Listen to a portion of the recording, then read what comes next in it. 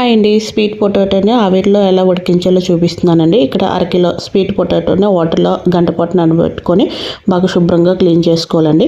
Clean చేసుకున్న దాన్ని కొనలు cut చేసుకొని మన తినే సైజులోని ముక్కలను కట్ చేసుకోవాలండి.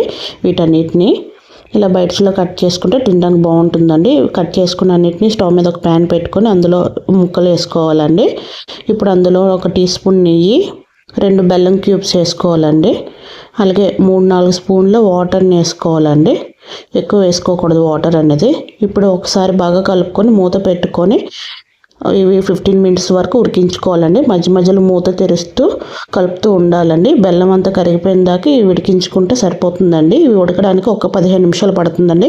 ఇలా ఉడికిపోయాక లాస్ట్లో ఒక 1/2 టీ స్పూన్ ఉప్పుని వేసుకొని ఆఫ్ చేసుకోవాలండి. ఇప్పుడు ఉడికేలా మీకు చూపిస్తున్నాను. ఇలా స్పోక్తో గుచ్చితే చూడండి, సాఫ్ట్గా వెళ్ళిపోవాలి లోపలికి.